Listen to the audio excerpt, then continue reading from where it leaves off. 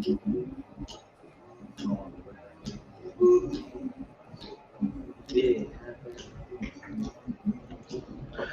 everybody. Hope everybody's doing all right tonight. I'm excited to bring to you tonight. We're going to talk about retirement and are you ready? So let's dive in. But before we do that, I want to bring back our treasure target here for a second. Let me pull this screen up here. All right. Just to remind everybody what we had talked about a little while back. The treasure target, of course, on the outside here, God owns it all. We went through a couple different areas: live, give, owe, and grow. We're still working our way through all these different categories, but today we're going to talk a little bit more about the grow part here. We talked about maintaining margin, which is having margin between what's going in and what's coming out. And today we talked about living expenses. We talked about save for emergencies. We're going to start this little inner circle here, save for God-given goals, which is pretty broad. We're going to spend quite a bit of time on that section. I'm sure everybody wants to grow their money and get ready for whatever it is you're saving up for, and or get ready for retirement. So we're going to focus in here, and obviously all these work together to get to that experience, financial freedom, right into the center of that target. So guys, I'm excited today to drop in and start talking about retirement. If you've missed any of the previous videos, they're all out on the Facebook group. You can find them out in the feed. If you don't find them there, you can certainly go to the YouTube channel, and you can find them out there as well. They're all posted. I've been posting some shorts and things like that onto the channel, and there's the URL to the YouTube channel as well. You can find everything there as well. All right, so let's dive in. Retirement, are you ready? All right, big billboard ahead, decisions ahead, choose your path wisely. There's a lot to retirement planning, and more than just having a retirement number. There's a lot more to that. So what we're going to go through tonight is some of the basics, kind of an overview, kind of introduction to everything, some of the different components. And then in the coming sessions in broadcast, we're going to go through more in depth each one of these, right? So this is a topic that's near and dear to my heart. I love helping people out with retirement and making sure people can retire happy, right? You don't want to work your whole life and not be able to enjoy your retirement. So no matter what age you are, there's actions and planning that can happen. Of course, the younger you start, the better off you are, the less stress it is, the easier it is. You don't have to put away as much each month. But if you do put more away each month, obviously that's going to lead to bigger gains. So let's just go through a couple things here real quick, right? So I wanted to show you some stats before we dive in. So according to Yahoo Finance, about 64% of people are delaying retirement, mainly because they're not ready, or they haven't planned, or an array of different circumstances. And from that, 65 or 64% of those rather will retire broke. And that's one reason I love doing what I'm doing, is the poverty level for retirees just way too high here in the United States. A lot of it's just due to lack of planning and being educated and starting earlier. But even if you haven't started earlier, there's things you can do to help you get on track and mitigate that, right? And then it's predicted another 19% will retire with less than $10,000. Well, as you know, $10,000 isn't going to get you very far, and that doesn't paint a really good picture for retirement in the United States. And then in a recent survey that was done, 78% of respondents report they will have to continue working past their full retirement age, or FRA. Right now, that full retirement age is 67, but there are still some people out there that are blending into what used to be 65, and we'll see what happens if that changes, in the coming years. One thing I want you to remember is the only one who can help your older self is your younger self. What does that talk to? It talks about planning. We talked about, even from a core financial standpoint, is biblically we're supposed to be planning as well, right? And the only way you can do that and ensure is you got to start that plan, right? And so you can live that happily ever after retirement. So let's talk a little bit from that survey. Let's talk a little bit about this, just to show you some stats. If you're on this video and you're watching, then you're getting, you're starting to have a step ahead. You're on that road to buck the trend. You just got to follow through. So out of that survey that happened, why do you anticipate needing to continue work past the age of 65? 78%, I won't have enough to save to retire comfortably. Either that's they don't have enough to pay their core expenses, or they think they're going to run out of money. If you're running out of money, 56% I feel like Social Security will take care of my needs. We're going to talk a lot more about Social Security later on. We're going to touch on it here tonight, but we're going to go deeper into that in another session about Social Security. 49% said I'm concerned about rising cost of healthcare. 17% said I had an unexpected situation arise that cut into my retirement savings. You hear that often, but we got to plan for that. Plan for the unexpected so you can invest in the future, right? 12% said I'm taking care of a relative or friend and require more income. Just like a lot of times your kids may come home, but later on in life, you can end up taking care of your elderly parents as well. And that can take a chunk in to kind of affect back up to number 17 there as well. And under that 12% is kind of subcategories here. Financial troubles, have no money, poor economy, increased cost of living. We're certainly experiencing that now with the inflation rates that have come out. And when we're doing planning, you have to account for inflation properly. Today's dollar is not worth the same what tomorrow's dollar is going to be. It's going to cost you a lot more in the future, so you got to factor that in. And then to receive full maximum Social Security benefits, retirement age is older than 65. So that's true, because now the current one is up to 67. And we're going to talk about Social Security, but there's ways to optimize that. Okay. So it's just some concerning stats there. And my job is to help you be more prepared for it. Right. All right. So let's look at a few more stats. So how much money do Americans have they saved for retirement? This was updated back in 2019. But it hasn't changed much, so I just left the same slide in here. So of the respondents, 45% said zero; they haven't saved anything. 18% said less than 10,000. That's a staggering amount, right? That's combine those two together. That's a huge amount of people that have nothing or less than $10,000. We all know that's not going to get you very far. And unfortunately, these days as well, Social Security is not enough to sustain you through retirement. And then you can see down throughout the grid here, 10 to 50,000, 12%. Go all the way down, 100,000 to 500,000, only 12%, and 500,000 or more, 3.9%. We'll talk a lot more about what that goal or that retirement number should look like. Obviously, it's going to be different for each person, but we're going to talk about what factors go into that, and because you want to have a customized plan to fit your needs, and we'll obviously go into that as well. All right. Want to be crystal clear, retirement planning today is not the same as it was for your parents or your grandparents, especially your grandparents. They don't have, we don't have pensions like we used to. There's only like 5% of companies that even offer pensions. A lot of those have been dissolved. The payouts are a lot less. Between Social Security and pensions, people were set. They didn't have to worry about them. The retirement planning was very simple.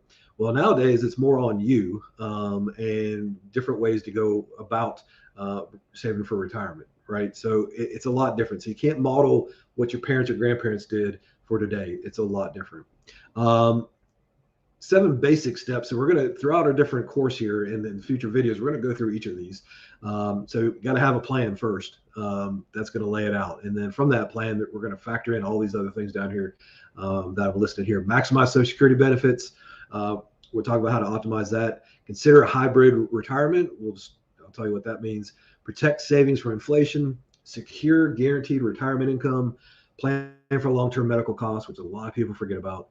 And you can use your home equity wisely if your mortgage is paid off. We'll dive into that, what that means. And it's changed a lot over the last couple of years, and some cool things you can do there. Okay. All right. So let's dive in a little bit further. So we're going to start talking about what makes up the beginnings of your retirement plan. You hear a lot of people out there talk about what's your retirement number. You might hear commercials on TV or things on the web.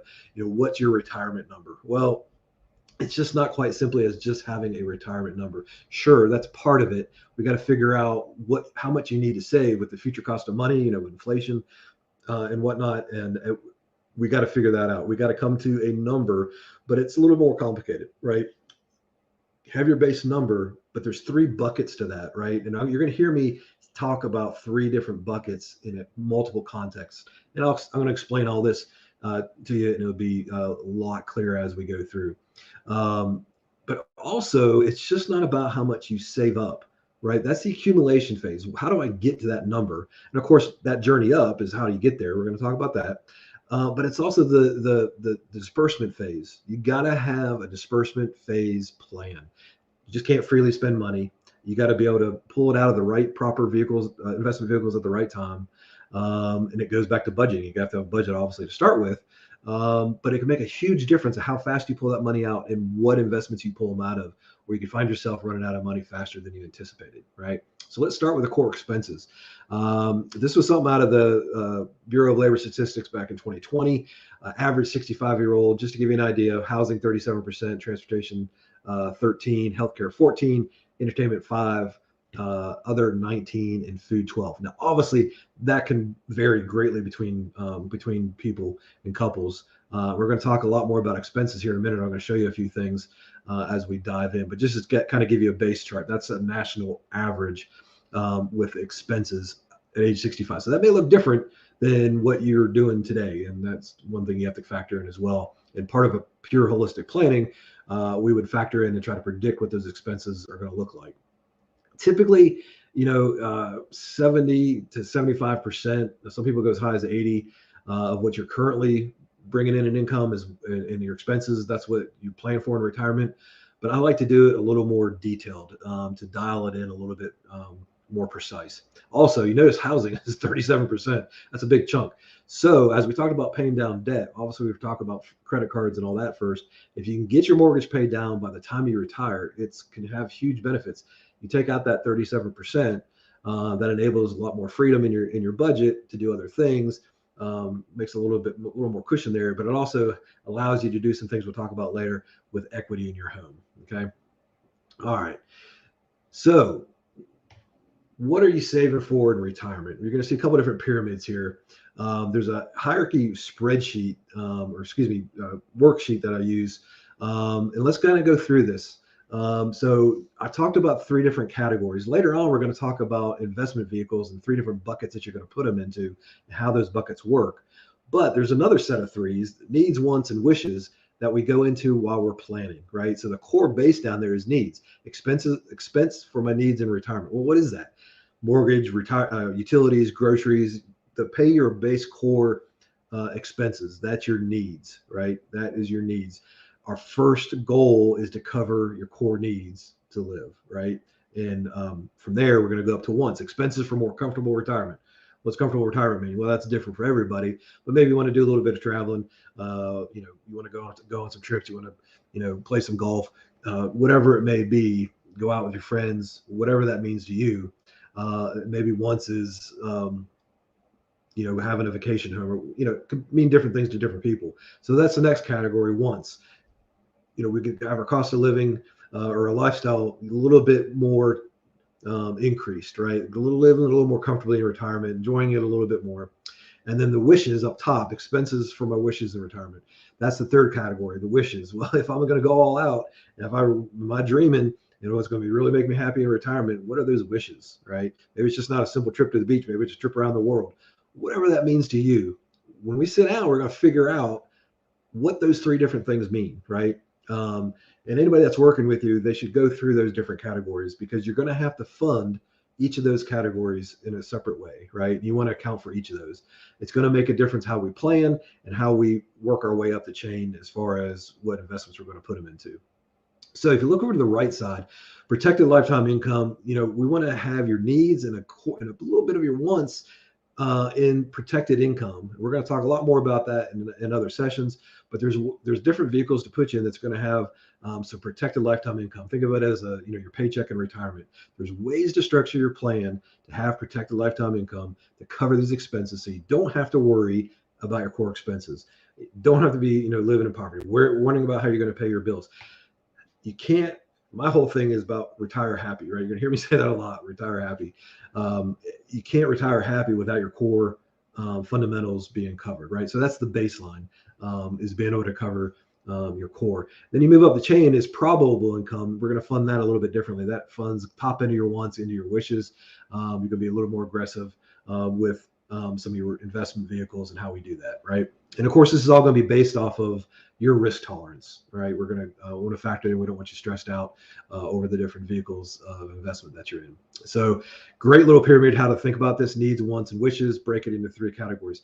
You're going to hear 3 sets of 3, like the number 3s: needs, wants, and wishes. You're going to hear buckets. You're going to hear one other thing about phases, all in 3s. Keeps it simple. All right, let's continue on here.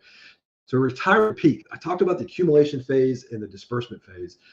So this is critical in planning, right? And you got to think about how you're going up that mountain to the peak and how you're coming down that mountain. So grow. The purpose is to accumulate wealth, and and primarily your risk there is just market volatility. Now we want to control that as you're going up the mountain, right? You want to make sure you have a rope, but you can be a little more risky, a little more risk tolerant down in this phase, especially when you're down toward the bottom of that mountain, right? But we want to do a risk tolerance with you. So you got to determine really what your risk level is. Are you conservative? Are you moderate?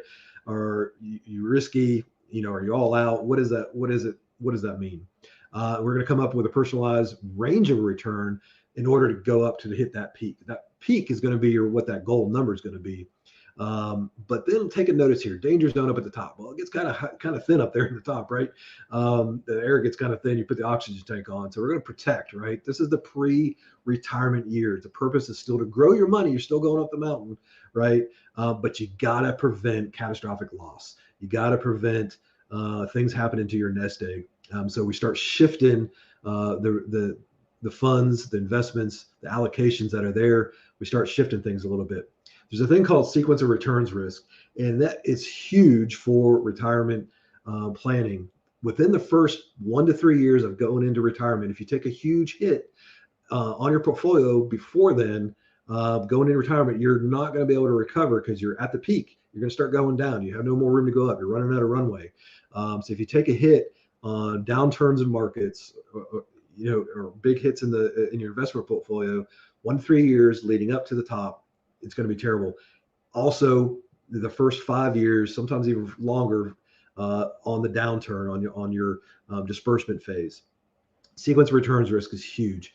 There's some models I can show you. There's some calculations I'll show you later on in another session where if you take that, say you take a 20% drop, what the market's done here recently in the last year or two, if you take a 20% hit downturn on your portfolio, if you take that at the beginning of your retirement versus taking it at the end, the numbers are astonishing of what that looks like. You're going to run out of money. You're going to have a lot less money at the end if you take that hit up front than you do at the bottom. Because if you take it at the bottom, while you're still dispersing, your funds are still in accounts. You're still making money off those investments. Now, granted, it's a little more conservative, but you're still making money. You still can make up some room. You're still compounding interest. You're still making yield on those investments, right? I'll show you some grids of that when we get to that section in coming weeks, right? So it's critical that we take care of the sequence returns risk. You know, some other things up there. We're going to recreate your paycheck. Well, we got to figure that out, what that is up top, figuring out which is expenses in. We're going to factor in Social Security. There is ways to maximize Social Security, right? I'm going to talk about that in just a second. Account for risk, account for taxes, healthcare, and leaving a legacy. Those are all part of the disbursement phase that you got to account for all each of those sections. And we would account for that in your plan and what that means. All right. So like I talked about, Social Security optimization. Most people think, well, I'm just going to file for Social Security and that's all there is. It's a little more complicated than that. And it's not saying that to scare people. But the Social Security Administration, they cannot give you advice. All they can do is take your application, pardon me, and have you file the claim for Social Security benefits. They're not even allowed to give you advice. It's against their policies to give any advice. So you got to figure that out on your own. But fortunately, there's some resources out there to help you out. I can certainly help you out with that as well. But they're not allowed to do that. There are tons of different rules about Social Security, but there's certainly ways to optimize Social Security and build it properly into your plan. Some of it is just timing of when you file. And if you want to wait till you're later to file, not like at 65 or 67, you want to wait till 70 and maximize those benefits. There's ways to build an investment Social Security bridge to cover that time frame. We're going to talk a lot more about that as we get into more detail into planning. Okay, so Social Security certainly becomes a factor in it. We'll talk about it as well. We'll touch on, I know a lot of people worried about Social Security and it potentially ending. I don't really believe that. Maybe the benefits will be reduced a little bit. They may tweak how money goes in, but it's going to be there. I won't worry about that too much. I want to drive home this too. Success of your retirement is not really about assets. In your parents' age and grandparents' age, that used to be a really cornerstone of retirement planning is, well, what's your assets? Or a lot of people think about that. What's my total net worth? What's my, what assets do I have that equal up to net worth? Well, it's not about your assets, right? Assets are physical things. Sure, assets are also money, but assets can be lost, stolen, swindled, divorced, decimated in market crashes. All that can happen to your assets, right? The success of your retirement, you can't think about it in assets. You got to think about it as income, retirement income. How am I paying for this? How am I distributing it on that downturn? You're starting to get the picture here a little bit. While you're going to work your butt off to get up the hill to get to that goal, you got to figure out what that downhill walk journey looks like. How are you recreating your paycheck? How's that? How you're creating your own retirement paycheck, right? It's about income. Well, even your accumulation is about income, because you got to figure out how much you got to accumulate to make that income work. A lot of different ways to do that. We'll get into that in some future sessions. So talked about guaranteed lifetime income to cover those core expenses and a little bit of those wants, right? Why do you need secure guaranteed lifetime income, right? To help that ongoing paycheck. There's multiple ways to provide a guaranteed lifetime paycheck. There's several different investment vehicles to accomplish that. Usually you want to use a combination of several of them. There's several different things, because you want to diversify in the different type of investments. We're not going to put it all in one type of vehicle. So there's several different ways to do that. And the reason you want to have guaranteed lifetime income, here are some of the key risk factors in retirement that we want to account for in your retirement plan, and why we're going to have secured guaranteed lifetime income. Longevity risk. Well, people are living longer than they used to, right? Your money has to last longer. You need to have that guaranteed income. Deflation risk, market risk. Let's talk about market risk for a second. 20% downturn or plus, in the last couple of years. You got sequence of returns risk that we just touched on. You got to factor that in. You got to account for it. Withdrawal rate risk. You may have heard the 4% rule of, hey, just take 4% a year out of your retirement accounts, and that model will suffice. That used to be a pretty good model. It was generated many, many decades ago. But that's starting to need to be tweaked a little bit for a lot of reasons, because of market volatility, because of inflation, and the different type of vehicles that are out there for investments. It's not necessarily a hard and fast rule. We've got to go a little more deeper than that. Sequence returns risk that I just talked about. Long-term care. Have you factored in long-term care? Whether that's at-home care, whether that's nursing homes, whatever that may be, there's ways to cover that with insurance, or you can build that into your nest egg to have enough money to take care of it. Nursing homes are really expensive. So you got to factor in long-term care. That can decimate a retirement plan. Mortality risk, obviously death. If you die earlier and your spouse is still living, is your plan, does it account for that? Inflation risk we talked about, especially these days with inflation being as high as it is. Regulatory risk, things could change, whether it's changing Social Security. We just had the Secure Act 2.0 got released, and I'm going to talk about that in some videos future as well. It changes, what that did is it changes how you can disperse money out of your IRAs.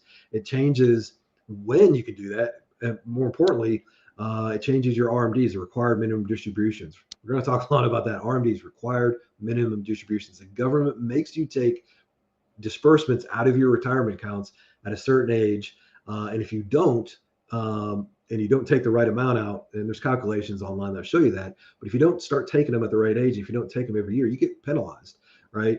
You got to factor that in. And then taxation risk.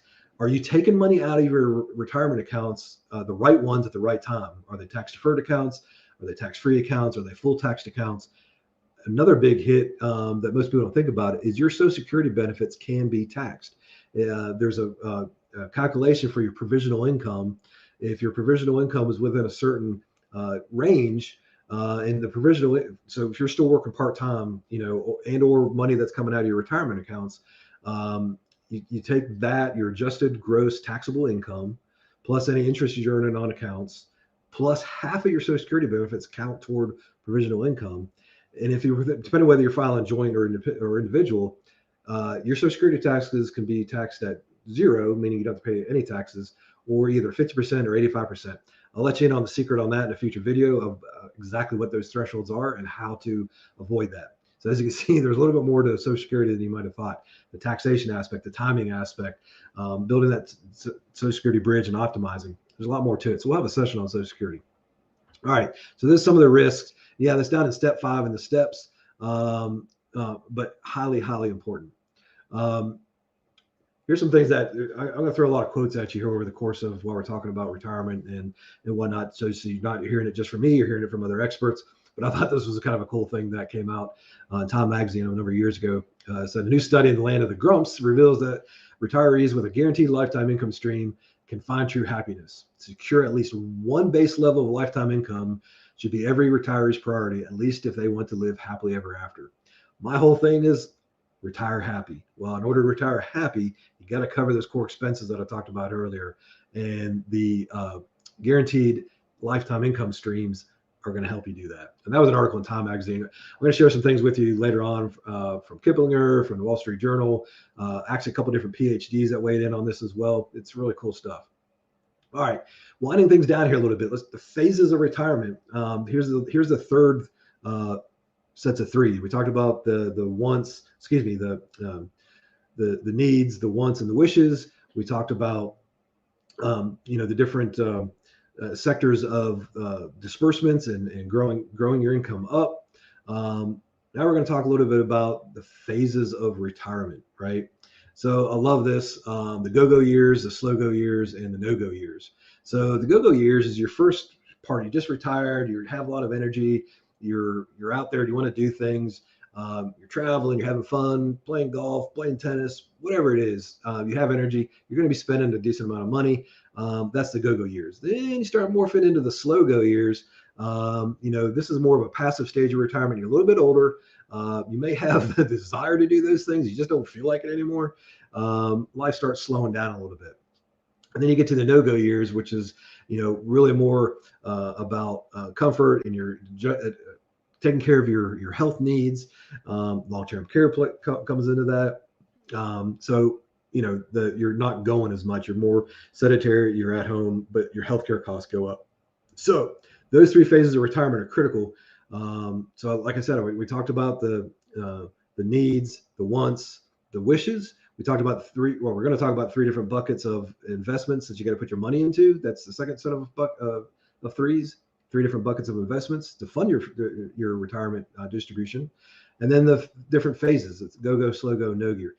All three of those sets of three factor into your retirement plan, and all three need to be accounted for, but they all work together really well, right?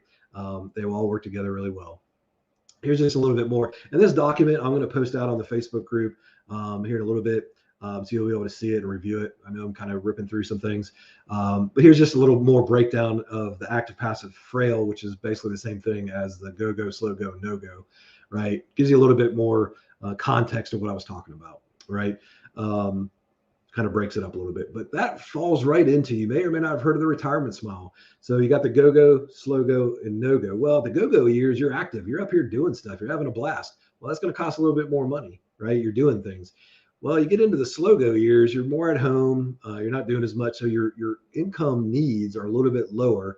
But then as you get to the no-go, the no-go years, you got those medical expenses coming in, you got the nursing care, the health care, whatever it may be, and those medical costs start really rising. So that's what we call the retirement smile. This is your income needs throughout retirement. That's the retirement smile. So obviously your income needs across retirement is going to change. We need to account for each of those and how we fund them and how we take money out into those different phases. So that's your retirement smile.